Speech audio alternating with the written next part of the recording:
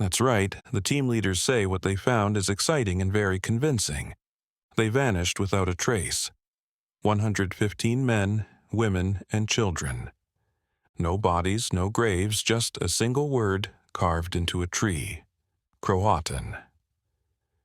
"Leave a secret token behind," he said, and this seemed to be the answer. There was Croatan carved onto the post. For centuries, the Roanoke colony's disappearance was America's most chilling unsolved mystery. "It's one of America's oldest unsolved mysteries," said the historian, "and it happened in our own backyard." But now, in 2025, scientists have cracked the code, and what they found isn't just shocking, it's terrifying. In summer 1587, 3 English ships anchored off Roanoke Island, along what is now North Carolina's coast. Those ships carried 115 men, women, and children, who came to the New World as dreamers, hoping for a new beginning. "We come here not to explore, but to stay," said John White as his people stepped onto shore. "This land will be our home." They weren't the first to try. 2 earlier English attempts had failed, ruined by violence, poor supplies, and fighting. But this group, led by John White, was different. They brought families and planned to stay permanently. Among them was Virginia Dare, White's granddaughter and the first English child born on American soil. "My granddaughter will grow with this colony," White told the settlers. "Her life begins in this new world." The settlers built a wooden fort, planted crops, and made fragile ties with local tribes. Then White had to return to England for supplies, a trip he thought would take only months. "I'll return before winter," he promised his daughter Eleanor as he left. "Take care of little Virginia." But Europe was at war, and Queen Elizabeth had taken every ship to fight Spain. White was stuck in England for 3 years, helplessly wondering what was happening across the ocean. When he finally returned in August 1590, the silence was overwhelming. "Hello? Eleanor, Virginia?" White called out as he approached the fort. Nothing but the wind answered him. The fort stood exactly as he left it, walls upright, gates unbroken, buildings intact. But life was gone.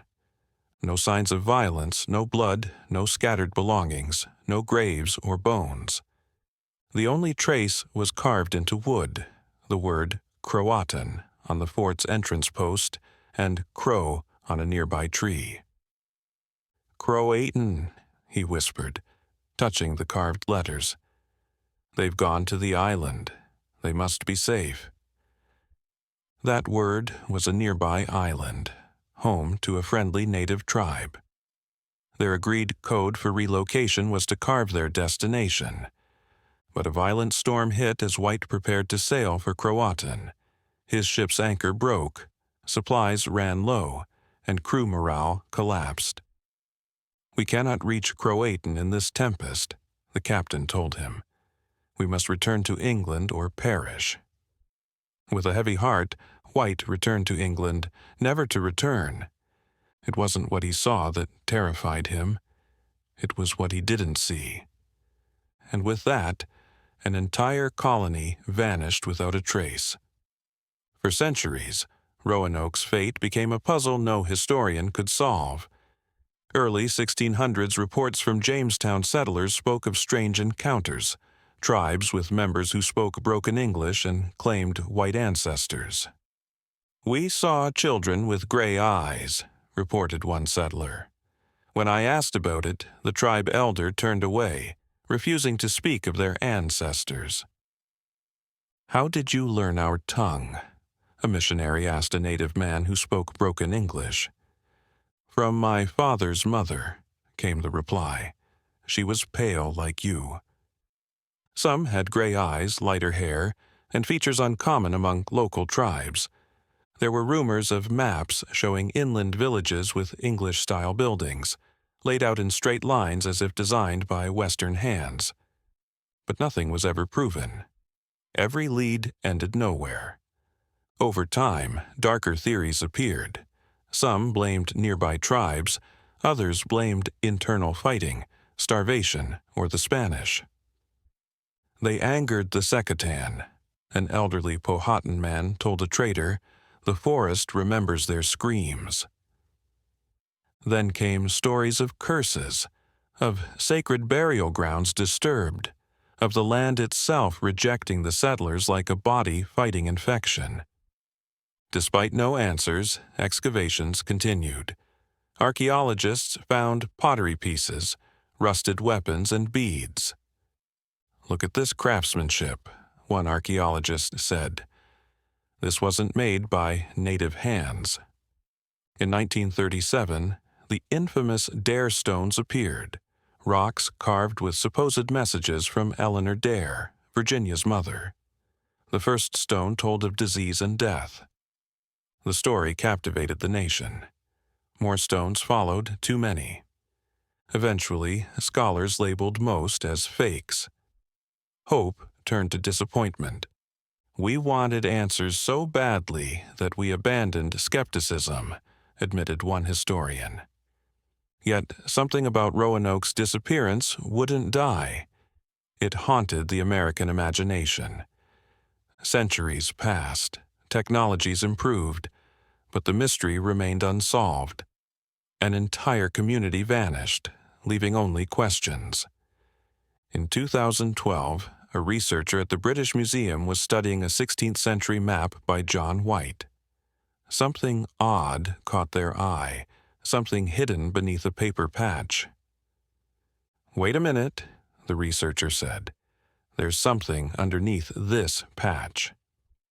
Using backlighting, they saw a faint fort outline drawn beneath the surface, hidden near where the Roanoke and Chowan rivers meet. The symbol was drawn in invisible ink, or maybe an iron mixture that had faded over centuries. What made this discovery extraordinary was its location, exactly 50 miles west of Roanoke Island. This matched a note in White's journals, where he wrote that the colonists had planned to move 50 miles into the Main. "This changes everything we thought we knew," declared one historian. This wasn't just a colony that disappeared. It was a colony that relocated according to a plan. Why had White hidden this fort? Some believed he wanted to protect the colony from Spanish spies. Others wondered if he feared what he might find if he returned. The discovery excited archaeologists. Soon after, the First Colony Foundation began investigating this new location in Bertie County, North Carolina. This promising site was named Site X. The dig at Site X began with excitement but also skepticism. The land, thick with pine forest, looked nothing like a traditional English fort. As the excavation expanded, the team found no walls or trenches. But beyond an abandoned Native American village called Metacom, the soil revealed secrets. They found English pottery dated to the late 1500s. "Look at this glazing," whispered one archaeologist, holding up a fragment. "This isn't tradeware. Someone lived here, used these daily." These were everyday bowls and cooking pots, glazed in the distinctive greenish tint of Surrey, Hampshire ware. One detail stood out. There were no clay pipes, which were common at Jamestown, 1607, but not used by the earlier Roanoke colonists. "This isn't from Jamestown settlers," the lead archaeologist explained. "The dating is wrong. This is older, much older." This meant someone had lived here, not just passed through. Later, ground-penetrating radar revealed a second location just 2 miles away, Site Y. Here, they found European ceramics from different regions, suggesting a mixing of cultures. A new theory formed: the colony didn't vanish, but dispersed. Some joined local tribes, while others ventured inland to build settlements secretly. They didn't disappear, argued the lead researcher. They scattered to survive. Site X and Site Y, separated by a small forest and 4 centuries, began whispering of a story lost to colonial records. The deeper they dug, the more it seemed Roanoke's disappearance wasn't one moment, but a mosaic of choices, survival, and quiet endurance. Meanwhile, another excavation was happening 200 miles southeast, on Hatteras Island, once known as Croatan. British archaeologist Mark Horton worked with the Croatan Archaeological Society, led by island native Scott Dawson. Here, findings told a story of assimilation. "My ancestors always said they took them in," Dawson told his team, but no one listened until now. Among the windswept dunes, they found unmistakable signs of English presence: a rusted rapier hilt, gun parts, and a slate writing tablet with English writing. "This isn't just trade goods," Horton explained, brushing sand from a metal artifact. "These are personal possessions. People lived and died here." Even more compelling was the island's oral tradition, passed down for generations among native communities, claiming white settlers had joined the Croatan people. "Our stories tell of pale strangers who became family," an elder from the Lumbee tribe shared. "They learned our ways to survive." These stories were long dismissed until artifacts gave them credibility. Dawson's 2020 book, The Lost Colony and Hatteras Island, argued the colony didn't vanish, it fractured. This raised a bold possibility. What if both stories, Site X and Hatteras, were true? What if the colony evolved rather than collapsed? Scientists went beyond traditional archaeology to high-tech detective work. Using ground-penetrating radar and LiDAR technology, they revealed patterns showing long-term settlement in previously empty areas. "We're seeing post holes here," reported the LiDAR specialist, pointing to digital images. "And here, that's a foundation trench. There was a structure here." They compared artifacts from all sites, finding something shocking. The materials matched pre-1600 English presence, exactly when the Roanoke settlers disappeared. Then came the bombshell. DNA analysis found Western European ancestry in local indigenous communities dating back centuries. "My God," the lead geneticist said, staring at her screen. "These markers go back over 400 years." "What are you saying?" asked a colleague. "Sorry for the interruption. Before we continue with the story, I kindly ask you to like the video and subscribe to this channel. It is very important for us. Thank you very much." I'm saying they integrated. They didn't die. They survived, had children, and those children had children. The DNA doesn't lie. If true, these findings rewrote history. The Roanoke colonists hadn't died. They lived, adapted, and vanished from memory. The mystery became an ideological battlefield. Dr. Charles Ewan, a veteran archaeologist, criticized the research. "You're seeing what you want to see. That's not science, that's wishful thinking." He accused researchers of confirmation bias, warning that the search had become less about objective discovery and more about proving theories. "They're trying to prove a theory," he said in a 2019 interview, "not disprove it. That's dangerous for science." Meanwhile, Scott Dawson insisted the answer was obvious. The colonists had integrated with the Croatan tribe. "They went to Croatan," he argued during a heated debate, "not deep inland into hostile territory."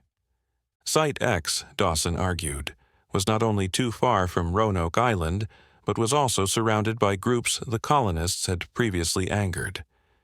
It would have been suicide to go there, he insisted. Why would they travel through enemy territory when they had friends on Croatan? Even within the first colony foundation, agreement was hard to find. Some believed in a split colony theory, while others dismissed the inland theory completely. The artifacts told a murkier story. A silver ring with a lion crest, a rapier hilt unmistakably European, pottery pieces chemically linked to 16th century English kilns. Enough to tantalize, not enough to confirm. Still, as years passed, skepticism weakened as new technologies provided better evidence.